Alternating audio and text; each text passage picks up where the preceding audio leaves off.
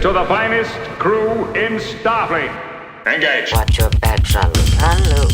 I'm Captain Janeway of the USS Voyager. Captain Janeway of the USS Voyager. Captain. Welcome to the Greatest Generation. It's a Star Trek podcast by a couple of guys who are just a little bit embarrassed to have a Star Trek podcast. I'm Ben Harrison. I'm Adam Pranica. My watch said I took a hard fall just now. Oh, because you clapped? Yeah. I must have clapped really hard. I've never seen that before, have you? Dude, is it possible that your watch could tell that you were about to start recording an episode of a Star Trek podcast and it was like, maybe I should call somebody that can help? Yeah, maybe you'd be happier in a hospital. I have had that before. I forget what triggered it. God fucking damn it! That's such a good idea! Ah! My watch says, it looks like you've taken a hard fall. Whoa! But it was something similarly not a fall. Were you wearing it while jerking off? Well, I wear my watch on my left hand, my dominant hand by many measures, but... You know what? I would have guessed that you jerked at European. Personally, I'm really surprised by this. I lost a lot of money on what hand does Ben jerk off with. Is European between the thumb and forefinger and American between the index finger and the middle finger? Like the way we smoke our cigarettes differently? Oh, wow. Yeah, no, I wasn't thinking about it that way. No, thought you might be. I guess I was thinking of it in the driving on the other side of the road thing, but that's not European. No, that's English. They were European for a minute, but then they stopped Yeah. being because a bunch of old assholes cast votes over there. The joke doesn't make sense. Yeah. None of it makes sense. Yeah. So, anyways, here we are. Good start. Good start by me. Just hitting the old joke pommel horse. Yeah. I think we caught an attempted attack by the stupid glitter person. Caught it before it started. Nipped it in the bud. I thought we weren't going to talk about this on the show. I'm just saying, like, don't even try it at this point because it's you're not going to get him past the goalie. We're wise to that one person.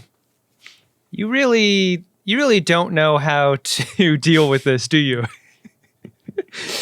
Like, I hope you like receiving more and varied vehicles for glitter at your house because that's what you're going to get. Well, you're going to be starting to pick up the P.O. box after this episode. So that's part of my insurance policy. I'm throwing all those packages away between the post office and my house. No, I'm saying our system is good, and I'm proud of our team for having come up with a good system. Oh yeah, flawless system. I really was being charitable that this was a person that, made an attempt at a joke that just didn't land right. It was an asshole the whole time. Yeah, I mean, this is what happens. You appease assholes and maybe project good intentions onto assholes when they're just assholes the whole time. Yeah. They always have been. It is very hard for me to believe that someone is truly an asshole, but they're out there. Like people that are bad at their core are out there. I have the opposite problem. I have a hair trigger asshole meter, and I fucking drop those idiots just as soon as I get the chance, and never speak of or to them again. Yeah, it's pretty diabolical of you. Yeah. Well, I've got great asshole hygiene. I got fucking friendship bidet shooting all up in there, man. Yeah, I've seen your bidet at work. Does the trick. It's remarkable. It keeps my workplace glitter free, I'll tell you that much. You're saying that my naivete is why you're blaming the victim here? No, I'm not. But the next time it happens, I'll draw a perfectly straight line from that moment to this conversation. Wow. It's nice to know that I work with somebody that has this much respect for me as a person. I have the utmost respect for you as a person. I'm incredulous by the idea that bringing it up could do anything but harm. I think the Friends of DeSoto deserve to know that an attempt was foiled. And this person deserves to know also that it didn't work. So knock it off. All right. The world's most boring villain. Even more boring than a fucking holodeck villain in today's episode is what I think. What we were talking about is like, this is your fucking troll? Really? Yeah. It's so sad. It's so sad at the end of the day. Yeah. We're trying to make a comedy show and you turned it into a tragedy show. I think you're giving this person too much power, Ben. I don't think of them at all. All right. Well, do you want to just record a different merit? I mean, it seems like you're sad about this. No, I'm not sad about it. You're sad that I brought it up. I don't want it to happen again, and I think the only way to ensure that possibility or increase the chances of that is to just ignore it entirely. All right. But well, let's go back to the beginning and re-record. This feels like an exciting gamble. I didn't know you were the gambling type, Ben. I like the idea that if somebody's going to troll us, be interesting at least, Oh yeah, this person did not rise to the occasion. No. They fell flat on their face. So. I don't want to know what their version of interesting is. This is the challenge I'm trying to avoid, Ben. All right, so let's re-record. We don't need to re-record. Fuck it. Let's just talk about the stupid episode of Star Trek. Spicy Marin. And then we'll see if we ever record another one again. High stakes up today. I think it's going to be a good one based on the start. Star Trek Voyager Season 5, Episode 12. Bride of Chaotica! Exclamation point. Exclamation point at the end. Yeah. Revert course. Unless you've got something a little bigger in your torpedo tubes, I'm not turning around. So we start with a title screen for Captain Proton. First time we've seen the Captain Proton logo, I think. Did you ever fuck around with HyperCard? Yeah, I had HyperCard. This feels like a HyperCard title screen, It really does. Yeah, that just using the vector lasso tool in Photoshop and the non-contiguous paint bucket of white to fill it in. Yeah, it's great. That level of typography on this title screen. There must have been a conversation about how much shit to put on this. Right. Do you want to get into tracking?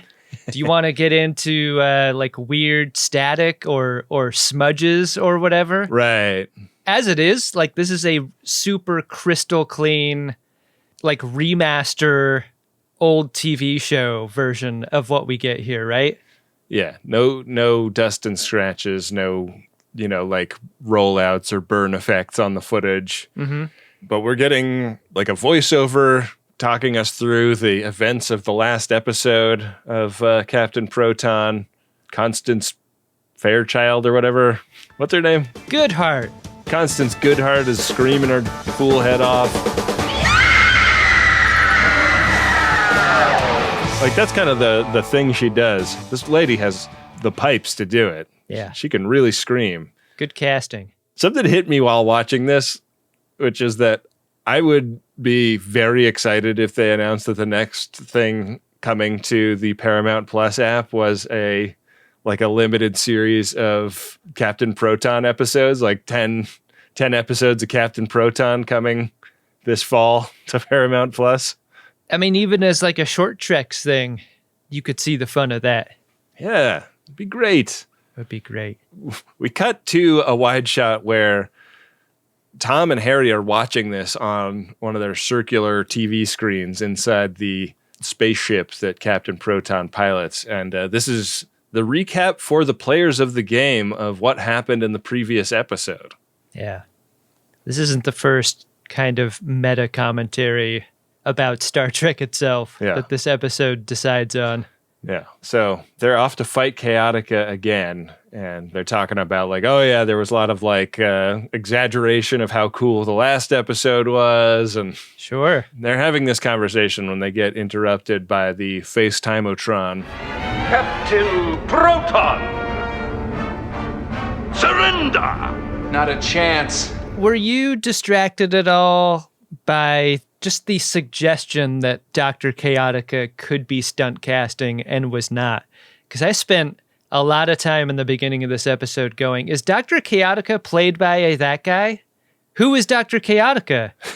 Over and over in my head, I was like, this isn't someone that I know, is it? And it's not.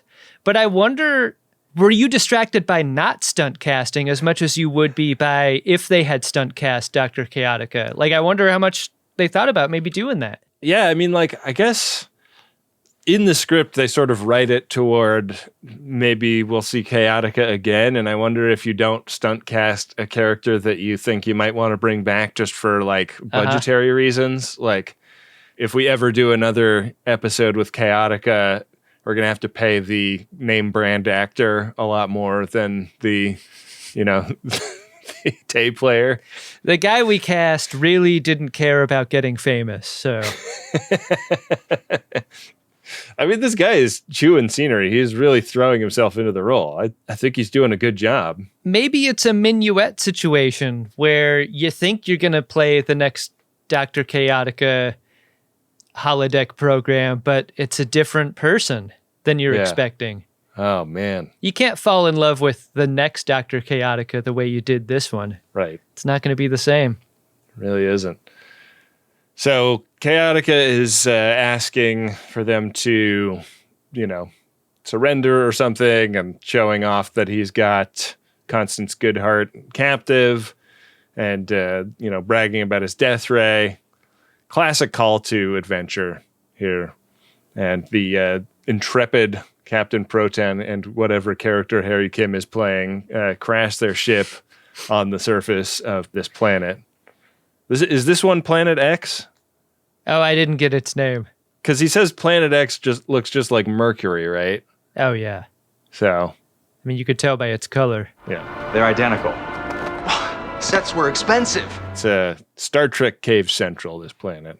What is Kim doing here? Kim has never been more of a Milhouse than he is. Maybe at the beginning of this episode.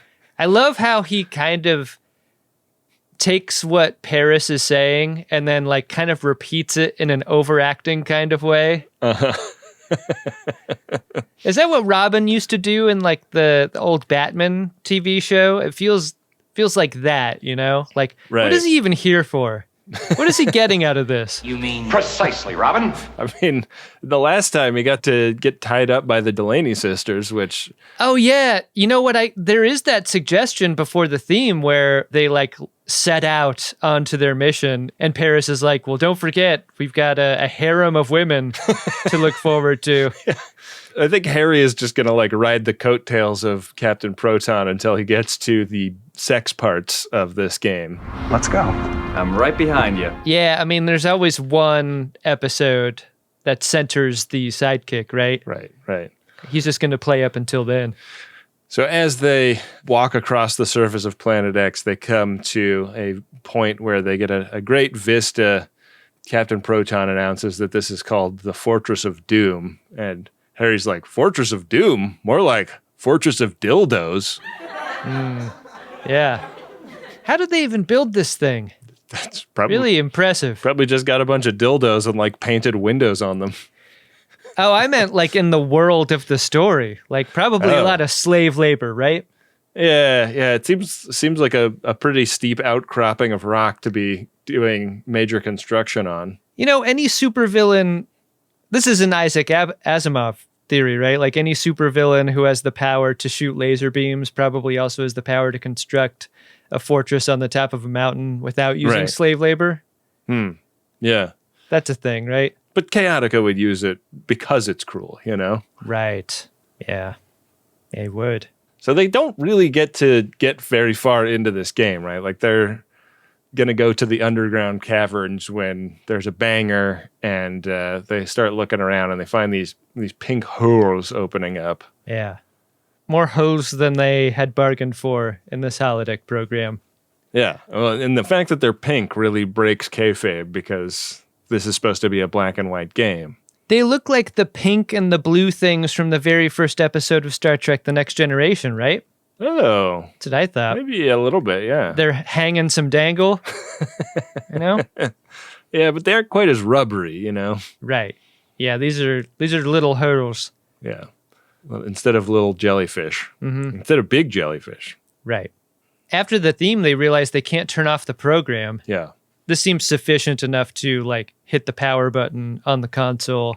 Right. You can't play through this. Pull the cartridge out, blow through your T-shirt into it. None of that stuff works. So they head back to the spaceship where they can open a panel and, you know, interact with holodeck controls manually.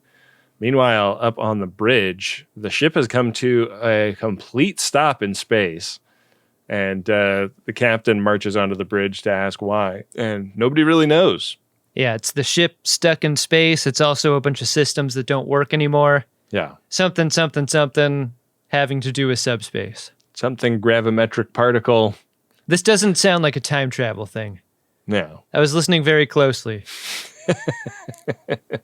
Not time travel. No way. Back on the holodeck, Paris and Kim are stopped by some non-player characters at the foot of this cave, and they just shoot him without giving him a second thought.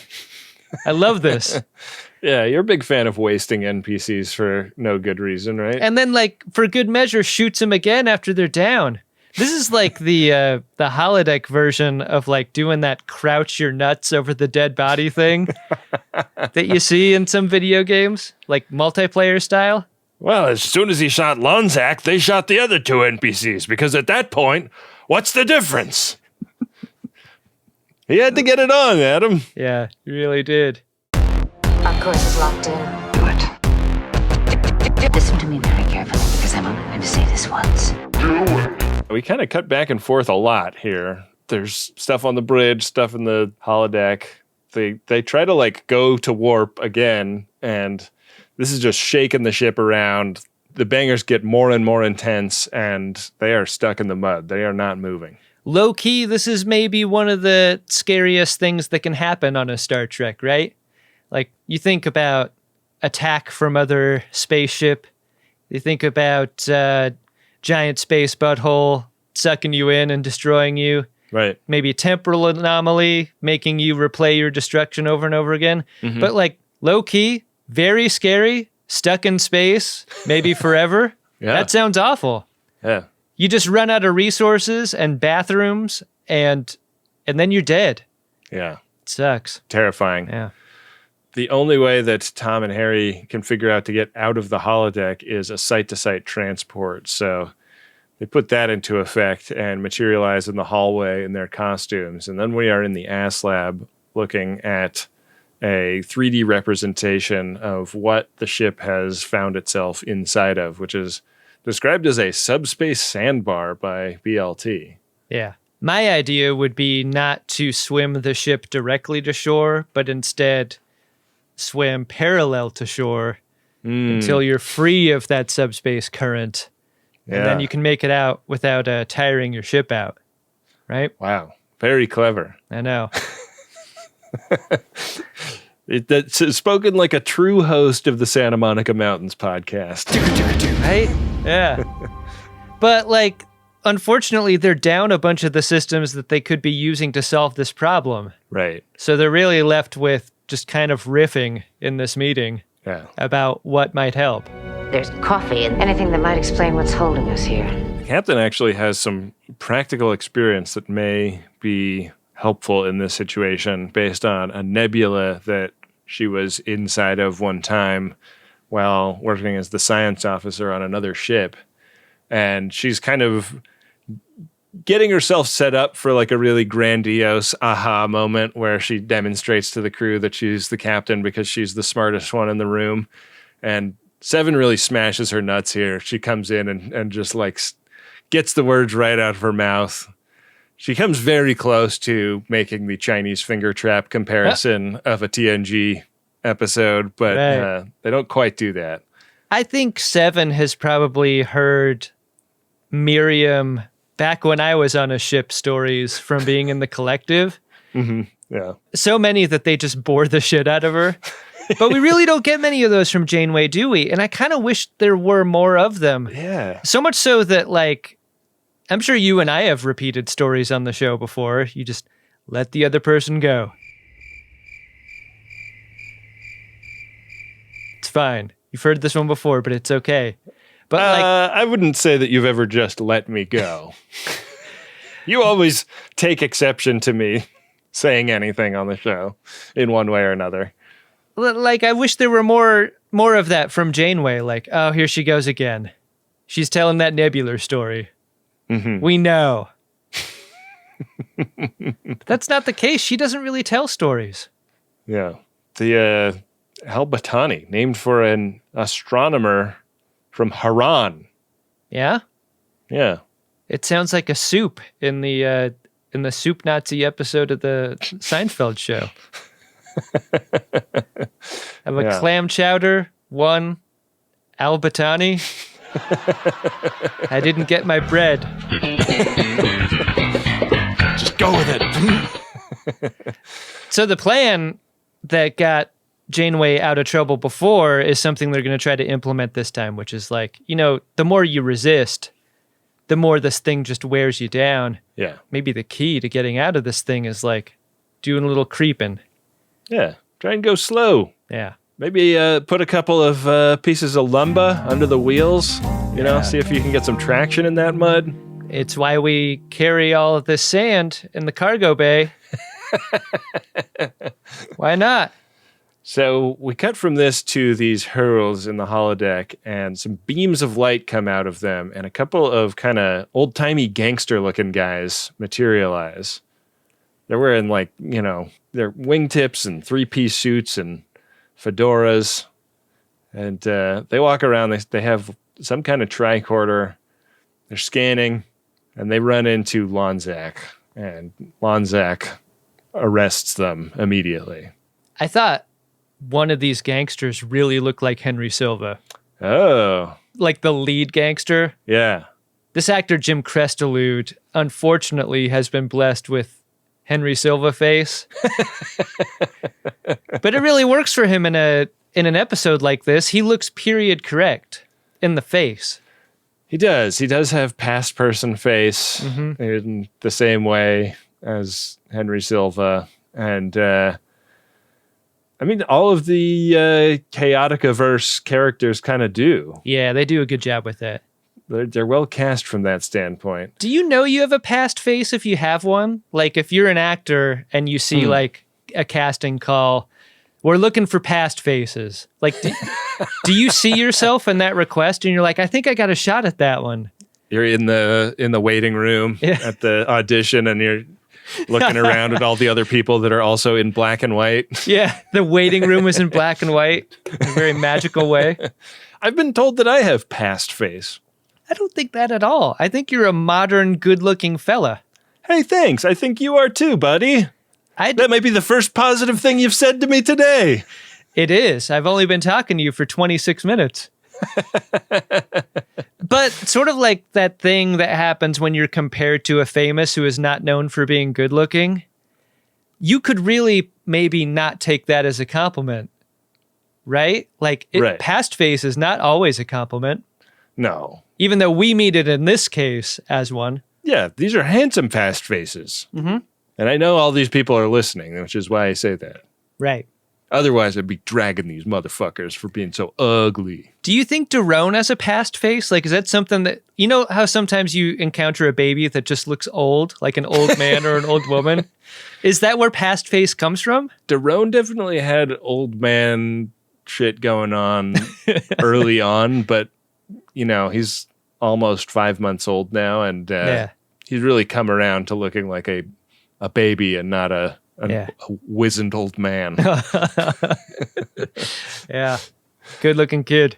Yeah, he's a real hunk. So Lonzak is like in the middle of getting chewed out by Chaotica when he returns to the Fortress of Dildos, but he reveals that he has these prisoners, and And that's great news. So they bring these prisoners in, and the prisoners are like, yeah, we're like explorers, and we're interested in, learning about other photonic entities and making diplomatic contact and all that. These poor guys. Yeah. Chaotica isn't really wired to receive this message in a positive way. I'm growing weary of this charade. Neither is his robot Yeah. wired for such a thing. No. One of them gets whacked right here, one of these photonic beings. Yeah. And the other has to dematerialize himself and escape. They didn't realize that they were being brought in to meet the ruler of the cosmos when they made this incursion into the holodeck. It's really efficient world building where you recognize immediately the lethality of that moment. Like, that guy is dead based on very few hints that we've gotten in the scene. It's a senseless death. It's hard to countenance. Yeah. The robot quickly takes the medicine out of the Henry Silva's jacket pocket and takes that to the dome. As a senior citizen, you're probably aware of the threat robots pose. Is this the same robot? It seems like it totally could be the same robot, right? I looked up what happened to this robot, and it was sold online, through like a Star Trek auction. Uh-huh. And I'm just going to search to see who the high bidder was. I think you could probably guess. Garrett Wong. Not shocking. Not shocking. Head and arm detached, but possible to glue back together if that's what you wanted to do. He was stating the obvious again. When I got your attention, copy first. Do it. Do it. Do it. Do it. Do it. The captain goes down to Neelix's restaurant in a real foul mood. But they haven't even attempted the get out of the sandbar thing yet. Captain Janeway has a real Marin of this episode kind of mood going. Yeah. Before finally taking some coffee to the dome, and that makes it only a little bit better. Yeah. That one sip takes the edge off, but only so much. Because Neelix cannot allow for any more edges to be removed. Yeah, he's the bearer of some bad news because they're down to just a few replicators, but also they're down to very few lavatories. I was wondering if lavatories is just kind of code for the special transporter beams that get at the poops. I thought a lot about this, and I'm thinking that maybe the special transporters that beam out waste material, maybe they're only responsible for either solid or liquid waste, and you still have to use a conventional bathroom for the other thing. Oh, dang. Man. Like, Yeah. maybe you're beaming out shits, because that has to do with the annular confinement beam. I think we all know that. Right. But that makes sense. maybe you gotta use an actual toilet for the piss part. Right.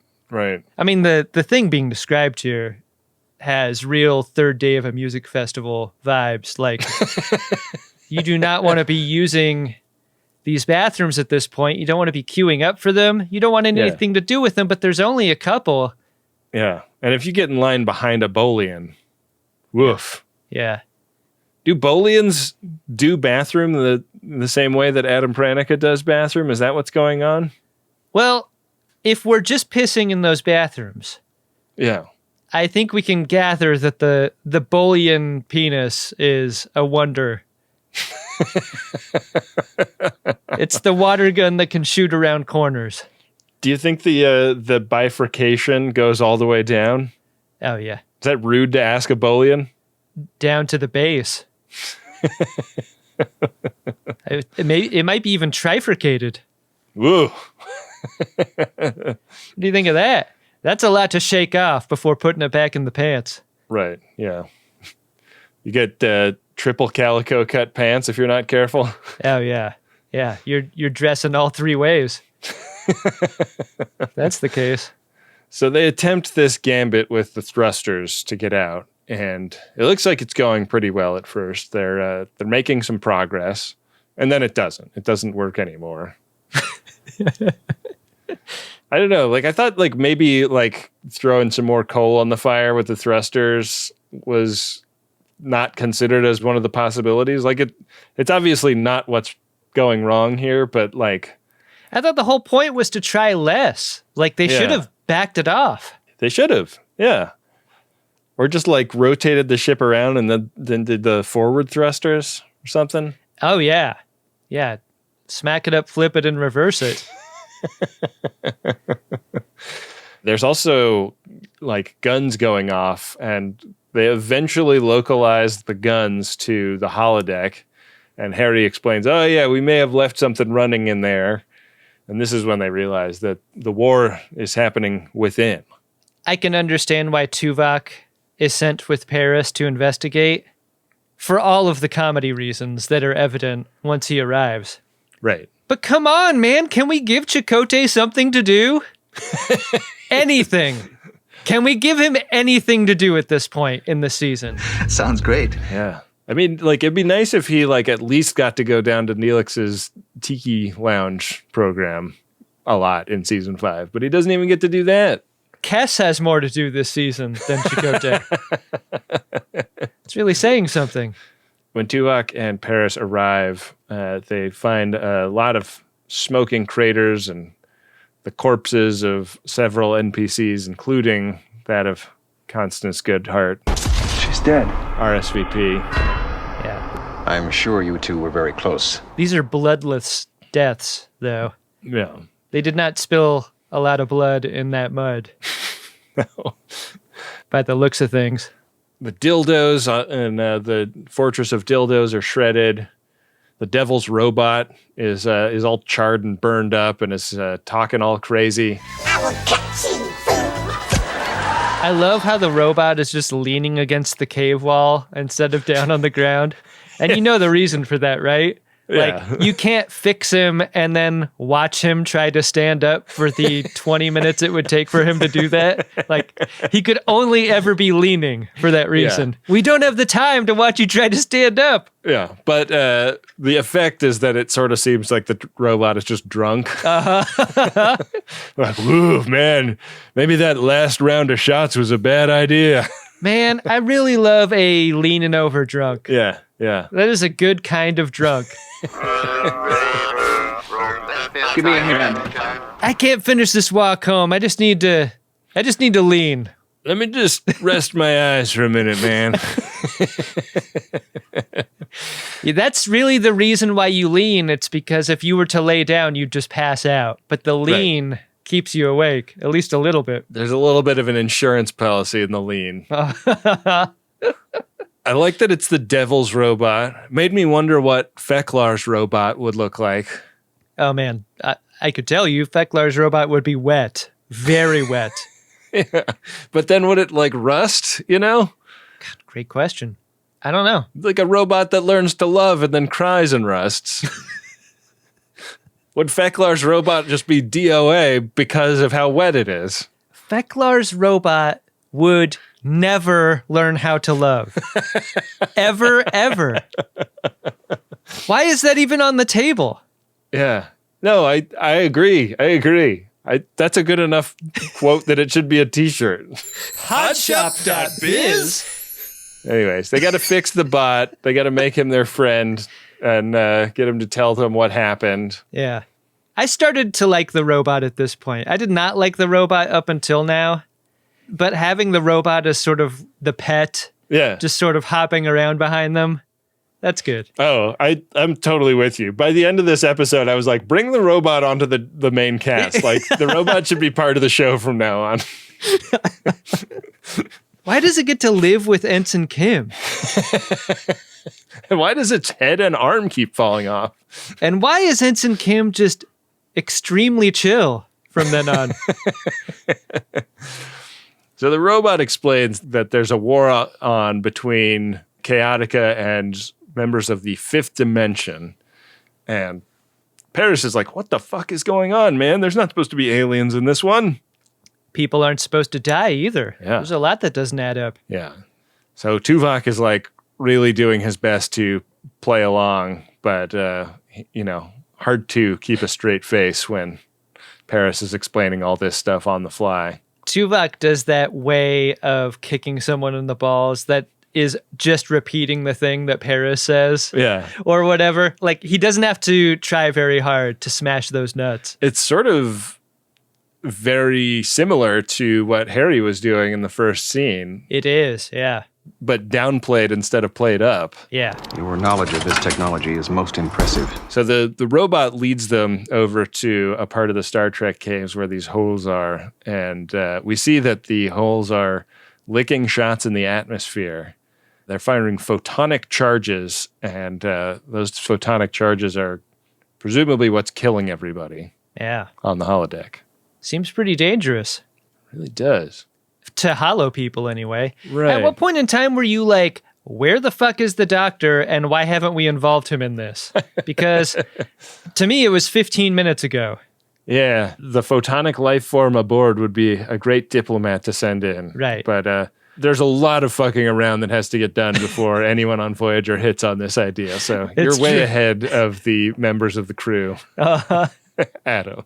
There are 3 things to remember about being a starship captain. Keep your shirt tucked in, go down with the ship, and do it. So like we watched some of this from the Ass Lab with Seven and Harry, and like they're working out that this is like a part of subspace that's interacting with the holodeck, and then like Chaotica starts shooting his death ray back at subspace, and this actually does seem to be like a bit of a war that's going on. I think Seven does something really useful in this scene, which is if you just aren't into this, like the holodeck episode in a Star Trek series is often, you know, a Sherwood Forest or another version of a Sherwood Forest or Cowboys or whatever. Right. Like TNG did this a bunch. If this isn't for you, Seven is your character in this because she smashes Kim's nuts pretty hard here about his choice of holodeck play in a way that I think kind of serves that kind of viewer. That's like, this sucks. Who would ever do this? Who would spend their time this way? Right. It seems your infantile scenario now poses a security risk. It kind of defangs that feeling for that kind of viewer, and I think makes this more palatable as an episode. I agree. I think that, TNG would have done well to have, you know, Riker be like, really? There's not even any sex in here. We're pretending we're fucking Sherlock Holmes, and this is stopping everything we're doing so that we can deal with the bad guy from your stupid fucking Sherlock Holmes thing? Yeah, the dissenting holodeck opinion is really useful in a holodeck episode. I've heard that the Riker character in Picard season 3 is going to really carry that energy. You know? Oh, yeah? Yeah. Should be like extremely pissed off that Moriarty is back. I hope the Riker character looks back on the fleet that he summoned for help and is like, really? We got one type of starship here? That's all we could get. That's what we got? One type. You know, it kind of makes me look like a fucking asshole to be the lead ship, and it's not really any better than any of the other ships behind me. I should have the coolest ship, right? Fucking bullshit. Yeah. Back on the holodeck, Paris is reading the sensors from his rocket ship, which are in the form of a telegram. Right, yeah. And Tuvok could winch a car out of a ditch with how hard his eyes are rolling back. He's like, can you please not, like, give me the telegraph version of this? Like, summarize it, if you can. I mean, the framing is very much suggestive of Paris being infantile and Tuvok having a giant crank, because that's where the ticker tape machine is positioned in the frame. That's nice. Yeah. Yeah, so this is a message from the president of the Earth about like intercepted messages between the Queen of the Spider People and Chaotica about this war with the fifth dimension. They're talking this over when they hear a knocking at the door, and the surviving photonic life form guy comes in and finds them there, and he's like asking them who they are. They're asking him who he is. At a certain point, he like insists to them that all life is photonic, and they're like, "No, it isn't, you fucking idiot!" And he's like scanning them, and he's like, yeah, like this biochemical thing does not read as life to my sensor thingy. So, sorry, I don't believe you. That mirroring of perception is pretty interesting. Yeah. Like, they both see each other in that same flawed way.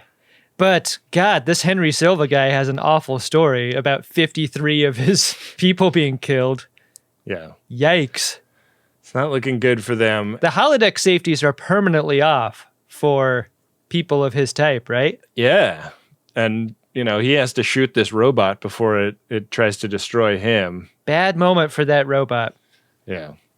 Knocks his phaser out of his hand, but then its arm falls to the floor, and he makes his escape, still not believing that anybody that he just met is really alive.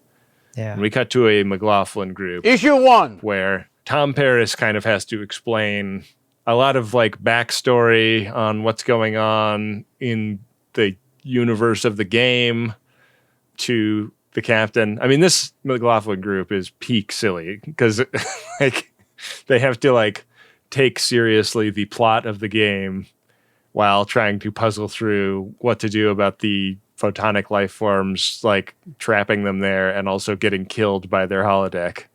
This is a great performance by B-Dunks because he's summoning that energy that all nerdy kids have ever had, explaining the thing they love to their parents. Right. To their disinterested parents, specifically.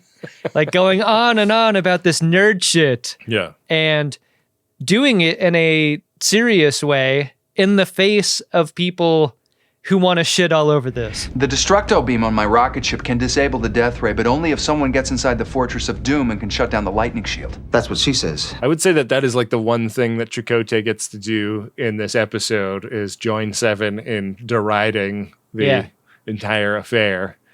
If it were possible to reach the strap of Paris's underwear and yank it upward, like the crew would just be passing him around. Yeah. Would that be a photonic wedgie? It would be. In the context of this episode? It would absolutely be that. Yeah. So the thing is, in the game, they need to drop the lightning shield. And the way that is accomplished is by enlisting the help of the Queen of the Spider People. And for some reason, that role will be played by Janeway. Mostly, I think, for the bit. Like, everybody in the room agrees that it would be funniest if Janeway plays it. Oh, no. It's the role of a lifetime.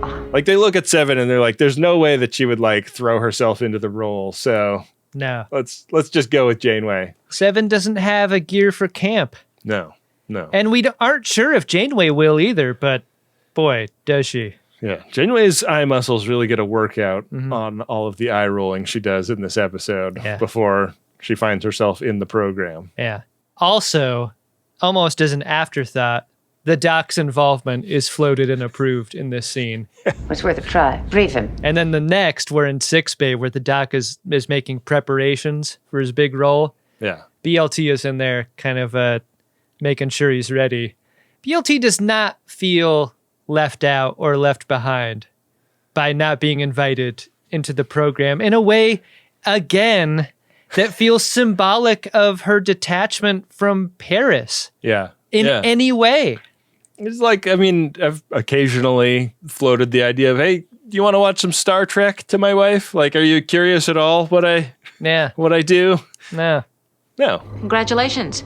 Why do you need me? It's the same thing. BLT has no interest in the Captain Proton cinematic universe. And are you saying that this is a healthy relationship then? They just have their interests siloed? Maybe. Right. Okay. It's a theory. We have to test this theory. Okay. We'll put a pin in that. The Doc is going to play the president of Earth, and he's ready to go. Yeah. He's got BLT making modifications to his mobile emitter for some reason. This confused me, and then I was even more confused when they radio to tell him they're ready for him down in the holodeck, and he walks down there? Yeah. What? I mean, is this one of the systems that doesn't work anymore while they're stuck in this crud? Oh, that actually... Yeah? I don't know if they ever say that explicitly, but I like that theory. Why not?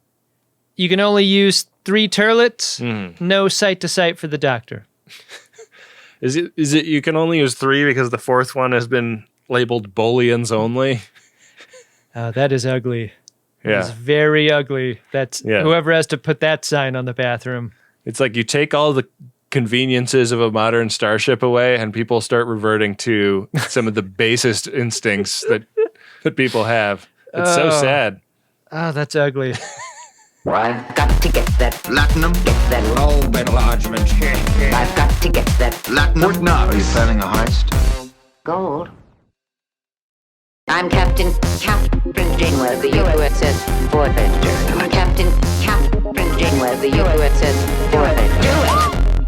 So we get a long hallway walk and talk where Paris starts to kind of talk Captain Janeway through the role and like how you behave like a mustache twirling villain and how you behave to a mustache twirling villain in a Captain Proton story. It's a lot more eye rolling. It's like a wonder she can see where she's going, given how hard her eyes are being rolled in this scene. You can't not have this scene, though. Like, you can't just have Janeway appear in the holodeck without having this coaching. Right. Paris and Janeway spend a lot of time together this episode, talking about everything but maybe the subtext that is most interesting between them. Like, the idea that this is a place where Paris spends a ton of his time, even if it is like pseudo-academic, like the study of the way past Earth people thought about futurism or whatever, like, whatever. That there is never even a whiff of Janeway going like, you aren't even going to try to get back into my good graces at all? Like, I fucking demoted you for being an insubordinate mutineer, even. Like, you're not gonna use your free time to try to get that pip back? Does that ever happen? Like, I don't want you to ruin the end of Voyager for me, but like, when does that even begin? I don't know. I mean, they're spending so much time together. I think there was time for that moment where she's like, you know, by the way. Well, there was a bit about that, but then they had to edit that out because they needed time for him to go over Arachnia's vial of pheromones that she ordered out of the back pages of a gentleman's magazine, presumably. Yeah. They really were. What do you think about the way Paris signs off with her in this scene where he like, you're the queen, sir? Oh, you're the queen now, dog. Kind of the energy. I mean, anytime a subordinate can get away with a twist of the knife like that without fear of reprisal, I think you got to take it. But that does sort of underline how little interest he seems to have in getting back into her good graces. Very true. Yeah. Because a knife twist it most certainly is. Yeah. We're back on the holodeck next, and Chaotica's hench has some bad news. 3 more of our spaceships have been destroyed. And it only makes him want to shoot his death ray more. Yeah.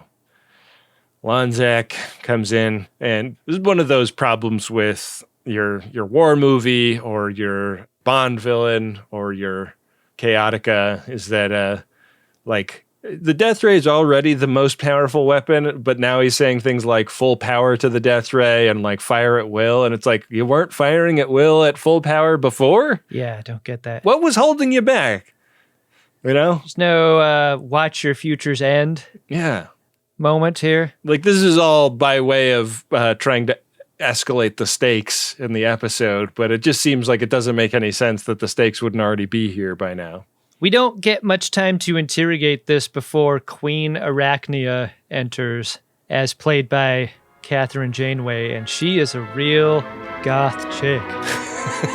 Yeah, this episode breaks for goth girls, and she walks in, strikes a pose, and slinks up to Chaotica with her, like, opera mask and wild haircut.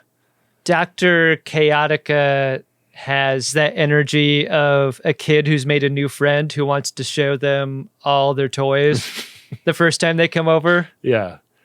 Here's my death ray, and here's my brain laser bed. That's a beanbag. Yeah, and that lamp. And those are my pheromones, and here's my throne. I have Super Nintendo and Genesis. Yeah, pretty cool.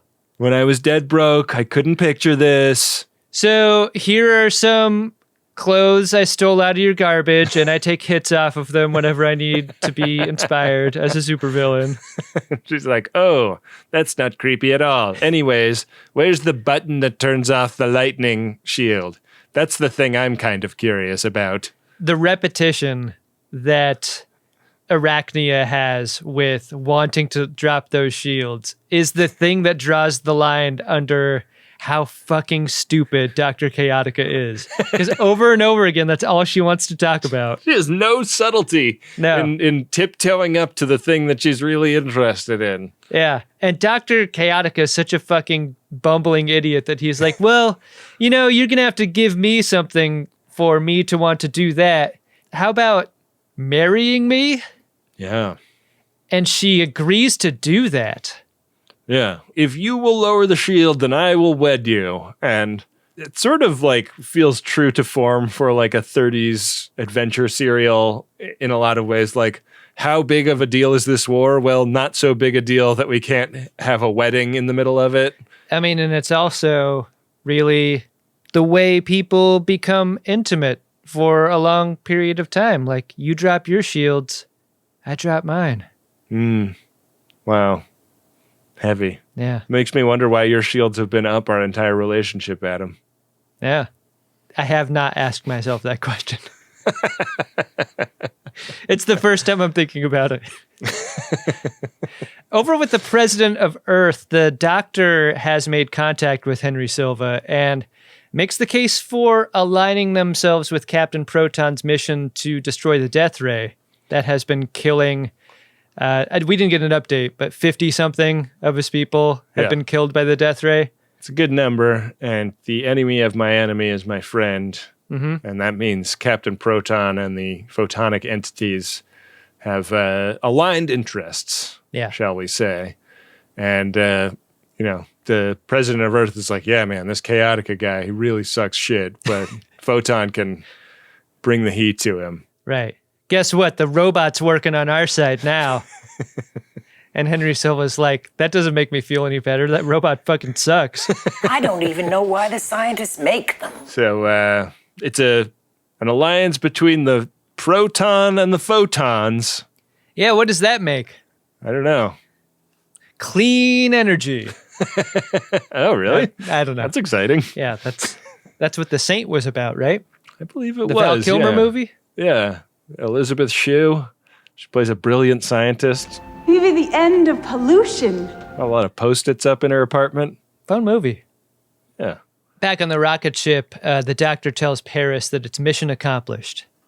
Yeah. This is a classic president thing, like celebrating a win before it's really secure. Yeah. He's in his flight suit. Really great. So heroic. Stolen valor. Yeah. Yeah. So we get a great push edit over to Chaotica's war room, and they're showing off some of the jewelry to Arachnia. This is Chaotica's wedding ring.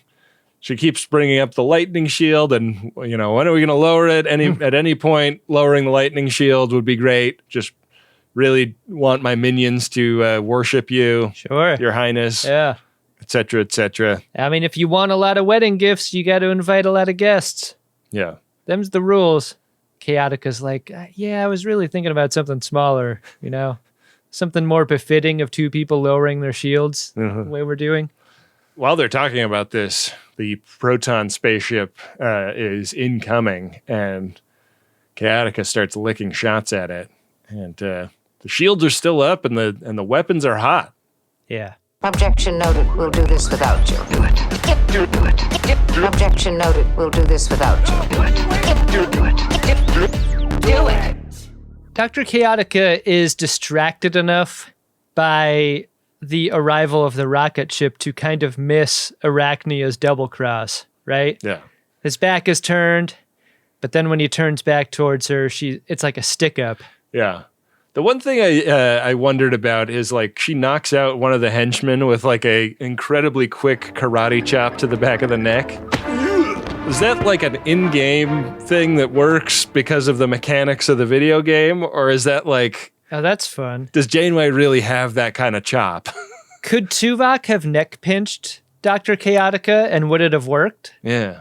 Ooh, interesting. Because like a lot of video games, like your melee attack is an instant kill, but it's very high risk because you have to get so close to the bad guy to do it. Yeah. So maybe this is one of those games.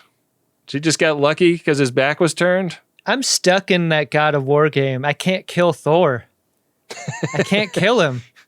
I spent an hour trying to kill Thor a couple nights ago. I just can't do it. I think I might be stuck. Are you like really far into the game or not that far into the game? Not that far. I think I'm single-digit percentage. I think maybe I'm just not good at this game. I think it's time to take the level of difficulty down. I did that. There's no shame in that. Honestly, I never even thought to do that.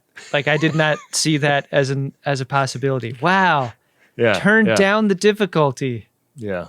Shit. The opposite would be have a heavy-duty jazz gummy before playing and see how much worse you do. And just Bradward Boimler that thing all night. Do it again. Hit me! You'd come to your senses the next day and you'd have just incredible muscle memory for all the like button combos. God, I don't know. I'm still a little bit of a masher. I think that might be why I'm not so good at this game. You need some moves. That game really rewards a memorization of combos in a way that I am terrible at and always have been. I think this is what I'm rubbing up against. It's I don't play it enough at enough days in a row for me to have those things locked in. So I'm like relearning every time I play it. Yeah. You don't have 11-year-old privilege. I don't. Sure don't. Chaotica is fucking ripshit when he realizes that he's been betrayed. He calls Janeway an impetuous harlot. Damn. Pretty searing indictment. Yeah. But then again, she was like gonna marry him. So, kind of accurate, right? I mean, maybe that's his thing. Impetuous harlots. Yeah. When you've got a type, you've got a type. Yeah. Yeah, don't fight it. They try and shoot her and she laughs this off because holodeck safeties are still on. Mm-hmm. But the confinement rings can still confine. Yeah. I mean, this is a callback to something Paris told her in the corridor. It's like, you're not going to get killed here, but you can get trapped here. Yeah. And so she is. The confinement rings seem pretty scary. You know what? You could argue that a wedding band is a form of a confinement ring. Yeah. So there are actually many of those up in this layer. Yeah. Right? I've often found that I get good results if I put a confinement ring down around the base of my penis. Oh, yeah? Until you ask a nurse to cut it off with with an angle grinder. Yeah. Our homeowner has made a terrible mistake. My dick is full of blood. So this puts the danger back in Captain Proton's court because the death ray is fully active and powered up and they're firing at will and the lightning shield is still up. So these bangers are hitting not only Captain Proton's spaceship, but also the Voyager itself is getting pulled deeper into subspace. And when we come back from commercial, there's like smoke in the air and the robot is walking around all willy-nilly on the bridge of the rocket ship. And Chaotica is really thrilled at how his little conflict is going. So much so that he has taken Janeway out of the confinement rings and just like shackled her to a wall instead. Yeah, this looks better. Yeah. But it enables her to reach into her sleeve and pull out the pheromones that she secreted in there before. And when she opens it, Chaotica and Lonzak trade places. Lonzak is about to start firing the death ray and like cheese smell graphics go up his nose and he floats across the room to her and proclaims his his devotion. This always happens to the henchman, right? The henchman falls for the supervillain's lady. Yeah. And just gets used. I don't blame him. Yeah. She knocks him out, gets his gun, takes out the other 2 henchmen. Chaotic is getting really charged up by this. He's really excited to be at gunpoint. And smelling all these pheromones, right? Yeah. Don't forget about those. This room is starting to have a dangerous concentration of pheromones in the atmosphere. Yeah. He gets out his little room air sensor. Oh, yeah. Let's check in about that. How's it going? Update 800 is what we're working with in the studio. That's a little bit better than it was the other day. Yeah. Better than the 1200 it was before. I'm going to take your suggestion for action and get a plant in here. Yeah. That's a good idea. Yeah. That'll help. It might break up the overwhelming beigeness of the room. Oh, I mean, beige would be too much color. This is a gray box. That's what it is. Oppressively gray. Yeah. So she gets the shields down, and Proton fires his Destructo beam, which is remarkably non-destructive. Felt the same way. For what it's called. Yeah. It shocks Chaotica. He's like touching his death ray, and it shocks him, kills him, and Chaotica eliminated the photonic entities, like, I guess release them from the sandbar or something. I don't know if I totally followed like how this got them out of being stuck. I mean, in order to give us more detail, you'd have to give more dialogue to Robert Beltran, and this is something that the show was just unwilling to do. Like, they cut away as he's trying to explain it. Yeah. It's actually quite interesting the way that... And then we're back on the holodeck. You hear him off camera going, "Hey, wait!" Yeah. Yeah. I mean, the scene that ends the episode is on the holodeck where Paris, Kim, and the Doc are together with Janeway, and they're like standing over what they think is Chaotica's dead body, but it's not. Yeah. He's still alive. And he's still in love with Queen Arachnia. Yeah. He says like this thing about like you haven't seen the last of Chaotica. But then like, how is that true if he's dead? Like, we had the scene earlier where Paris was like, "I'm never firing this program up again. I'm sick and tired of this stupid Captain Proton bullshit." And I was like, if that is true, like, Death Ray Chaotica, like, you all have your ray guns. Yeah, light him up. Yeah. Light him up and then throw him off the cliff. Because at this point, what's the difference? And then do that squatting thing where you squat over his dead body over and over again. Yeah. Yeah. So they go over to the round TV and watch the end card come up, and then the question mark with Chaotica's diabolical laughter. Yeah. And everybody rolls their eyes to theme. Did you like the episode, Ben? You know, I'm really easy to get along with most of the time. But I don't like bullying, I don't like threats, and I don't like you. Boy, I thought this was some dumb fun. It is not smart fun, but it is good dumb fun. And the implications of Captain Proton getting fully explored was not something I had in my season 5 bingo card. So I liked it a lot. Ultimately, I had a great time watching it. Yeah, I got to say, consistent with my feelings about 7 earlier, like, perfect holodeck episode execution. Yeah. Normally really dumb, bad.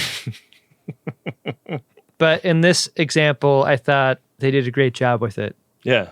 I think the comedy of it works. Like, they set up and pay off jokes that are well done. Yeah.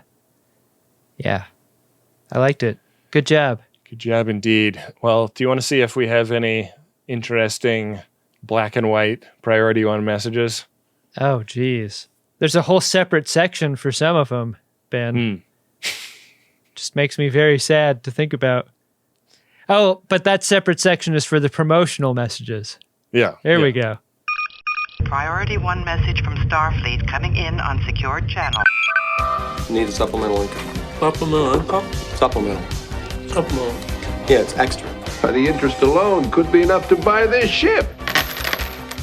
Our first priority 1 message is of a promotional nature. It goes like this. The Debauched Sloth is a newly launched greeting card store.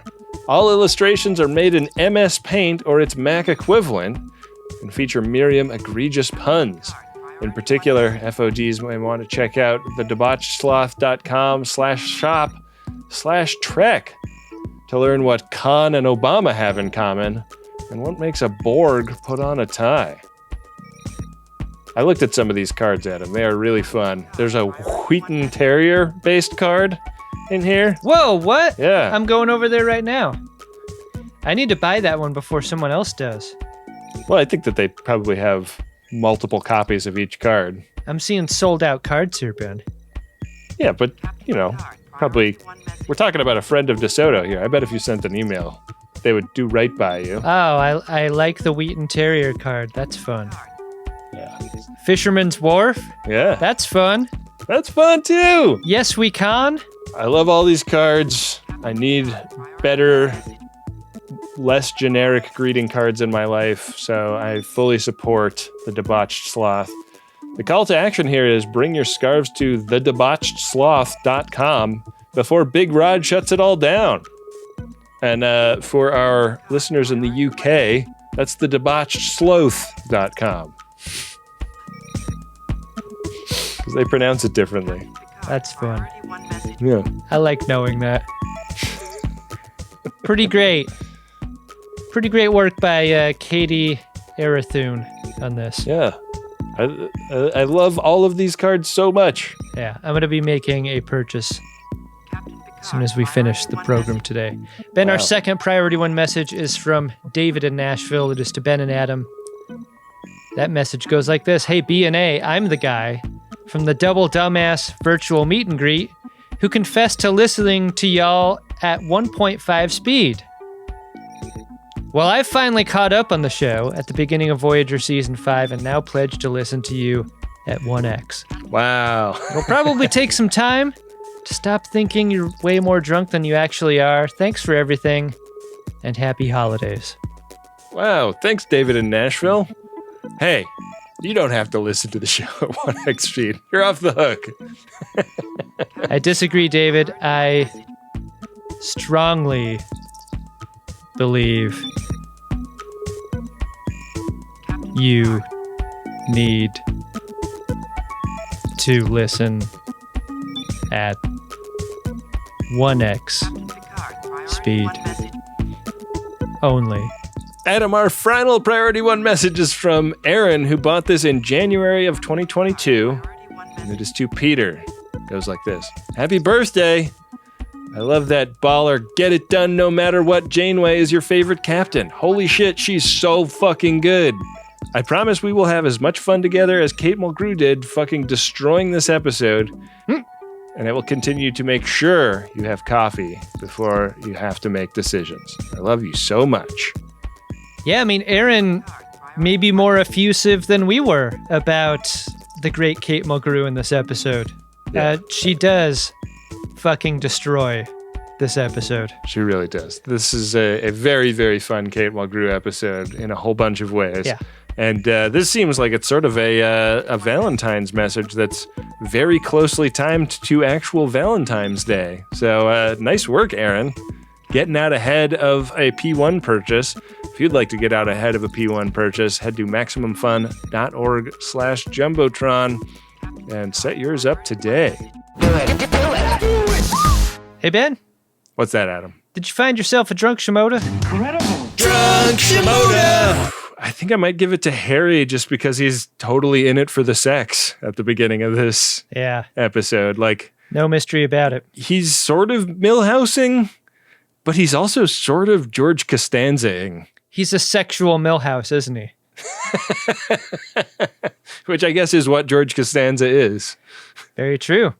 So yeah, I think he's going to be my drunk Shimoda today. Yeah. How about you?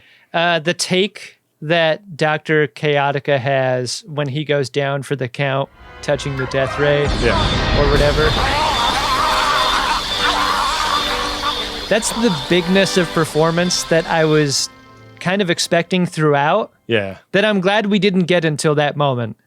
Like, that is the hammiest, cheesiest, campiest performance in 3 seconds there. It was great. Yeah. Everything about this episode leads to that moment. I liked it a lot. And that's why I think it works. Good moment, Adam. But will we have a good moment when we watch the next episode? For that, I'm turning to goth.biz/game, where we keep the game of buttholes, the will of the caretaker. And let me just quickly tell you about Season 5, Episode 13, Gravity. When Tuvok, Paris, and the Doctor's shuttle crashes on a barren planet, they befriend a female alien who had also crashed there years earlier. Yeah.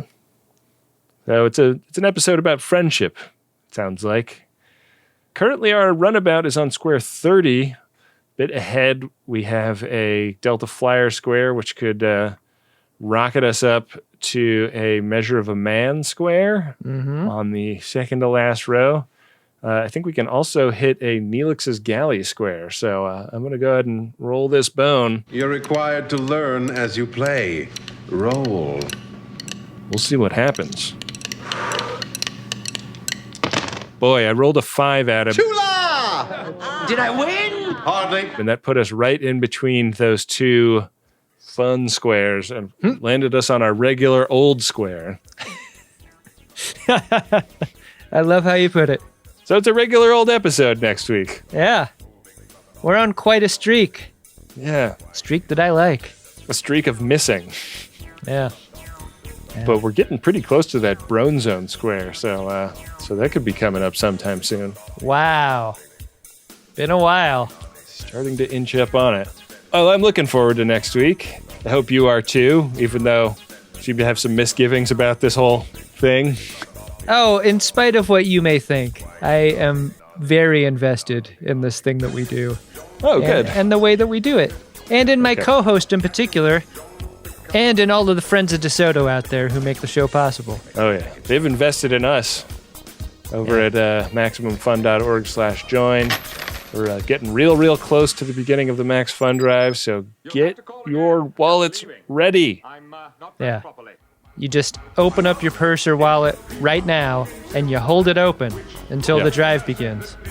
It may get tiring, but that's fine. Yeah. Say, okay, you can go to MaximumFun.org/join to help support the show at any time, including the Max Fun Drive. That would be great.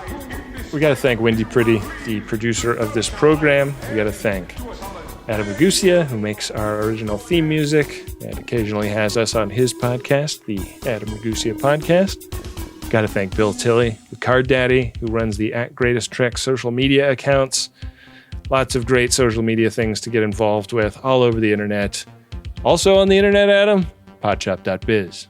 Podshop.biz has now outlasted our previous podshops by almost double.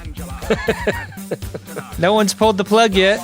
Yeah, over 10 times as many things in it, which is really exciting. Yeah, more gray shirts added by the episode, it seems. But other things too. So, get your apparel basics, but also get, sex candles and shit. I don't know. Right.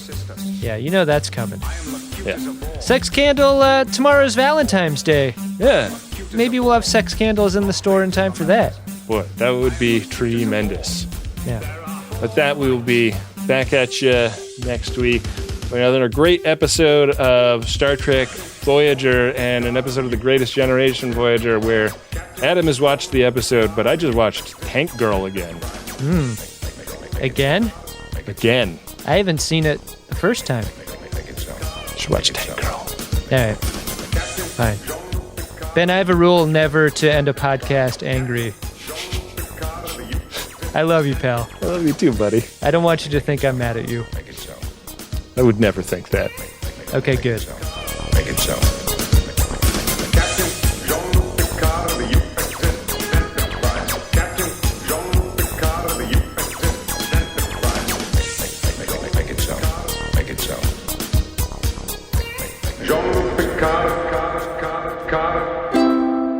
MaximumFun.org. Comedy and culture. Artist owned. Audience supported.